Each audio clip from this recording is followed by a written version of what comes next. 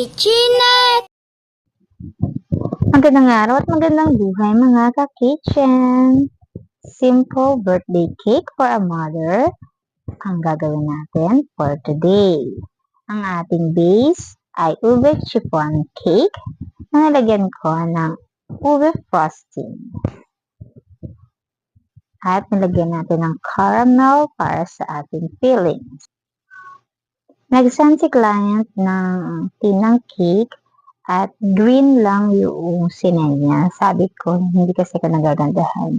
Ibigay ako ng ibang design at pumayag naman si client dun sa design na binigay ko. So, white siya na may shade na green.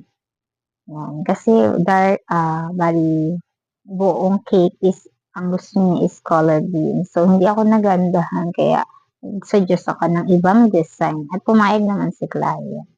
So, kinover ko na siya ng white at lalagyan natin yan ng shade na green. So, dito lang sa baba at saka sa taas yung shade na green. At saka sa harap lang ng cake. So, hindi natin nilagyan lahat ng color green. Kasi nga, hindi ako nagagandahan. Diba ako nasunod kay client.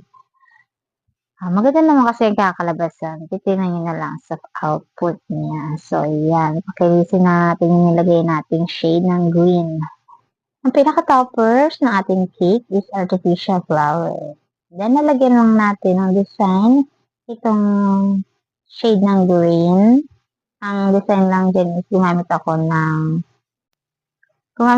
scraper na may zigzag or parang comb. So, ayan, gilid para sa design ng ating cake. So, ganyan lang yung ating design dyan sa nilagay nating shade ng green. Tapos, artificial flower. Then, ganun lang ka-simple yung design niya. Then, naglagay din ako ng gold leaf para naman doon sa pinaka-final touch ng ating cake. Yung toppers niya is acrylic na name na in-order natin sa Lazada. This cake is worth 700 pesos only. Ayan. Don't forget to like, follow, and share sa aking page para sa iyo pang cake decorating video. Sana may natutunan kayo mga ka-kitchen for today. So, ayan na ang ating final touch. Nilalagyan ko na ng gold leaf. Yung gold leaf po ay edible or nakakain. Pwedeng kainin. Yan. J&J, Jabez and Jacob Kitchenette!